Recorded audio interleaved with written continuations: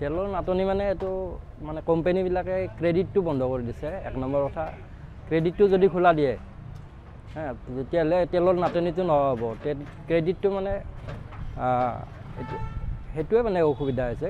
Credit ধৰক এতিয়া আমি 20 লাখ টকা আমি যদি এডভান্স পে'মেণ্ট কৰিব লাগে কোম্পানীক, তেতিয়াহ'লে 1 গাড়ী তেল আহি যায়।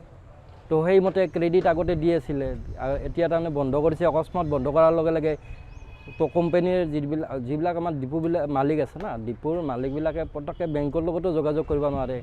20 লাখ টকা পটককৈ যোগাযোগ কৰাটো অসম্ভৱ।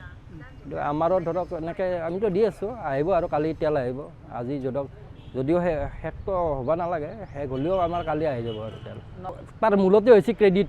কোম্পানীবিলাকে ক্ৰেডিটটো কমপ্লিট বন্ধ কৰি দিছে, যে কেছ পইচা দিয়ক মাল দিব। তো কেছ পইচা দিয়াটো আগৰ পৰাই যিহেতু ক্ৰেডিট চলি আহি আছে, আজি ডিপু আৰম্ভ হোৱাৰ পৰাই যে মানে তেলটো দি দে, তাৰপিছত বিক্ৰী কৰি পইচাটো দি দে। তো এতিয়া কৈছে যে কোম্পানী উল্টা কৈছে যে আমাক হেৰি কৰক, যিহেতু তেলৰ অলপ নাটনি হৈছে, হয় আন্তঃৰাষ্ট্ৰীয় মাৰ্কেটত যিটো তেলৰ কমি হৈছে, তো আগতীয়াকৈ আমাক পে'মেণ্টবিলাক কৰি দিয়ক। তেওঁলোকে সুবিধাটো লৈছে আৰু কোম্পানীবিলাকে, সেইখিনিয়ে আৰু বহুত হেৰি নহয়। তেল পাব, আগন্তুক পাই যাব, তেলটো পাব। তো দুদিনমান অলপ ক্ৰাইচিছ হ'ব পাৰে। মূল ঠাইত আচলতে তেলৰ নাটনি হৈছে নেকি বৰ্তমান? মূল ঠাইত চাওক, এতিয়া আমাৰ ষ্ট'ৰেজটো ধৰক সেইটোত আমি কনফাৰ্ম নহয় ইমান বেছি, কিন্তু এনেই আমাৰ য'ৰ পৰা আনো, আমি বঙাইগাঁৱৰ পৰা তেল আনো, গুৱাহাটীৰ পৰা তেল আহে নুনমাটিত, তাত কিন্তু সিমান ক্ৰাইচিছ হোৱা নাই।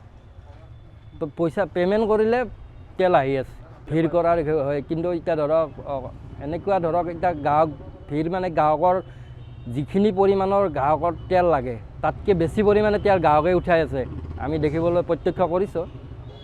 মানে যিখিনি মোক চাফিচিয়েণ্ট, যে মই 1 পোৱা চাউলৰ ভাত হ'লেই হয়, কিন্তু মই আধা কেজি চাউলৰ ভাত খাই আছোঁ, মানে বেছিকৈ মই লৈ আছোঁ।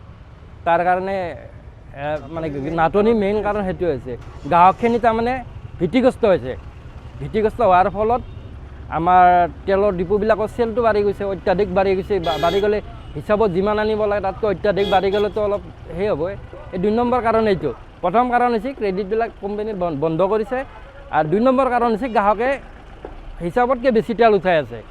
এইটো কৃত্ৰিম নাটনি নেকি, মোৰ অলপ এনেকুৱা অনুভৱ হৈছে।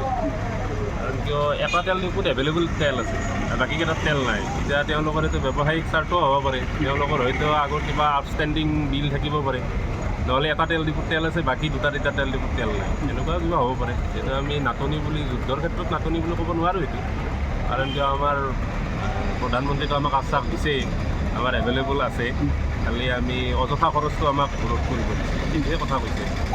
নলবাৰীৰ কেইবাটাও ডিপুত তেল নাই মানে বৰ্তমান? না, সেইটোৱে মই ক'ব গৈছোঁ কি নলবাৰীৰ কেইটামানত তেল নাই, এটা বা 2টা তেল আছে। তাৰ কাৰণটো এইটোও হ'ব পাৰে তেওঁলোকৰ আউটষ্টেণ্ডিংবিলাক ক্লিয়াৰ হোৱা নাই চাগে IOCL ৰ লগত, সেইটোওতো হ'ব পাৰে। ইমানখিনিতো নাজানো আৰু। মুখ্যমন্ত্ৰী ইতিমধ্যে কৈছে তেল সম্পূৰ্ণ আছে বুলি। সেইটোৱে ক'লোঁ মই, মুখ্যমন্ত্ৰীয়ে কৈছে, প্ৰধানমন্ত্ৰীয়ে আমাৰ কৈ আছে সদায় কি আমাৰ তেল হওক বা গেছ হওক যথেষ্ট পৰিমাণে মজুত আছে, কিন্তু আমাক খৰচটো মানে কি নিয়মীয়া কৰিব দিছে। আপুনি কিমান সময়ৰ পৰা শাৰী পাতি আছে ইয়াতে? মোৰ বেছি সময় হোৱা নাই, খুব বেছি 10 মিনিট। 10 মিনিট।